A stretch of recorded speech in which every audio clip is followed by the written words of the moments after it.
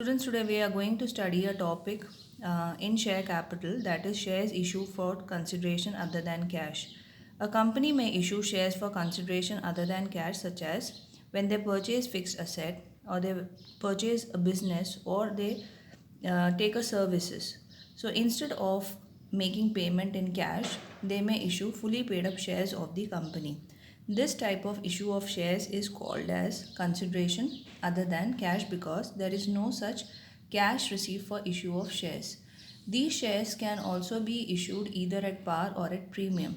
So it's very important to determine the number of shares which actually is issued to the vendor. To find out the number of shares, there is a formula to be applied.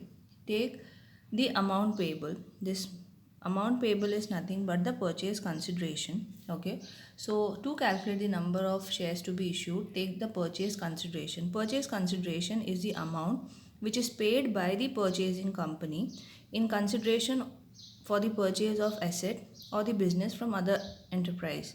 So it may be always given in the question. If it's not given in the question, the purchase consideration, it will be equal to the net assets. Net assets means sundry assets minus sundry liability. So this is how you have to calculate the number of shares. So purchase consideration divided by issue price. Issue price means, as you have seen over here, the shares might be issued at par or at a premium. So you need to write the issue price over here. Let's do an example based on this. Whenever there is an shares issue for consideration other than cash, there have to be passed some journal entries. The journal entry number 1 is when you purchase the asset, that is sundry assets, to the vendor's account. That means from whom you are purchasing, he must be credited, giver. And second one is you are issuing shares to the vendor. So how you are issuing, as I said, it can be issued at par or it can be issued at premium. If it is issued at par, it would be called as vendor's account debited to share capital, and if it is issued at premium, it would be made as vendor's account debited to share capital and to security premium reserve. Now let us do an example based on this. There's a company called as Rahul Limited, and they purchased building from one vendor, Honda Limited, for rupees 6 lakh. So 6 lakh is the purchase consideration over here. 10% amount was paid in cash and the remaining to be paid through the issue of shares of 100 each. That means for purchasing this building, Rahul Limited is paying 10% of 6 lakh in cash and the remaining. So how much is remaining is 5 lakh 40,000. So 5 lakh 40,000 is issued to the vendor in form of shares. So there are two cases given: if these shares are issued at par and if these shares are issued at 20% premium. Now look at the treatment of this question. So suppose the shares are issued at par, that is 100 each, then how much number of shares to be issued to the vendor? So every time you have to calculate this part. So to calculate the number of shares when the shares are issued at par, take the purchase consideration, that is how much shares, how much is the value of the shares you are going to give them. So that we calculated 5,40,000 divided by the par value of the shares or the nominal value of the shares, that is 100, and the number of shares in this case is 5,400.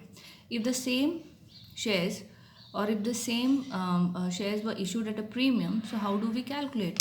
So to find out the number of shares, we take the amount payable, which is same in the case what we have taken over here also. So 5,40,000, but the issue price here differs. Why? Because in this case it was issued at par, but in this case it is issued at premium. So whenever a company is issuing at premium, the number of shares you can see over here, that gives 4,500. This calculation of shares is the first part of solving this question, and second you need to do some journal entries. Now see the journal entries over here. So you purchased building account and you paid them cash or bank 60,000, that was 10% of 6 lakh, and the remaining you have promised to pay them 5 lakh 40,000, that is you are promised to pay them something, so you are just crediting their name. Next one is whenever shares are issued at par, that is vendor's account debited to share capital. That means you are issuing at par 5,40,000. 5,40,000 is the shares which you are issuing at par.